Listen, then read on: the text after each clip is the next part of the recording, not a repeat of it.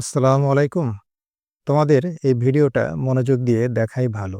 এই যে বাংলা বাক্যর শেষে যদি থাকে ভালো, তাহলে তার ইংরেজি কিভাবে করতে হয়? যেমন কাজটি করাই উত্তম বা কাজটি করাই ভালো। আসো দেখি ইংরেজি কিভাবে করতে হয়। আমার এখানে থেকে যাওয়াই ভালো। তাহলে কি হবে? সাবজেক্ট দিয়ে শুরু করি।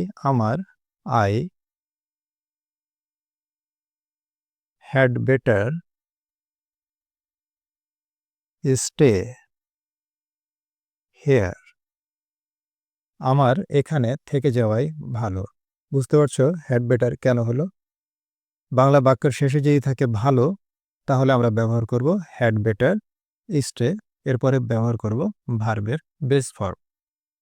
পরের বাক্যটা দেখি, আমার এখানে না থাকাই ভালো। অর্থাৎ এইটার নেগেটিভ বাক্য এইটা। তাহলে কি হবে? তাহলে আমি বলে দিই, হবে হ্যাড বেটার নট, তারপরে হবে ভার্বের বেস ফর্ম। এখন আমাকে কমেন্টে লিখে জানাও তাহলে আমার এখানে না থাকাই ভালো, তার ইংরেজি কি হবে? তোমার কাজটিতে দক্ষ হওয়াই ভালো। এবার যদি থাকে হওয়াই ভালো, তাহলে আমরা ব্যবহার করব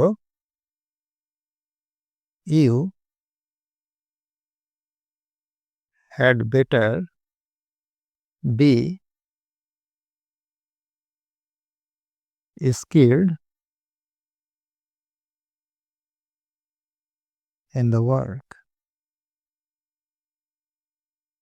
তোমার কাজটিতে দক্ষ হওয়াই ভালো। তাহলে এতক্ষণে বুঝে গেছো নিশ্চয়ই। হওয়াই ভালো হলে আমরা ব্যবহার করব হ্যাড বেটার বি, তারপরে যেটা আছে এটা অ্যাডজেক্টিভ। এটা কেন অ্যাডজেক্টিভ? এটা তো ভার্বের তৃতীয় রূপ বলে মনে হচ্ছে। ভার্বের তৃতীয় রূপ, কিন্তু এখানে কেন অ্যাডজেক্টিভ অর্থ প্রকাশ করছে? যারা আমার ভিডিওগুলো নিয়মিত দেখে তারা জানে। আর যদি তুমি নতুন হও এবং আরও জানতে চাও, তাহলে এই ভিডিওর নিচে যে মূল ভিডিওর লিঙ্ক দেওয়া থাকবে সেটা দেখবে। আর আমাকে জানাবে তোমার ধৈর্যহীন না হওয়াই ভালো। এটার ইংরেজি কি হবে? এরকমই হবে, এই স্ট্রাকচার দিয়েই করতে হবে। আমাকে কমেন্টে লিখে জানাবে।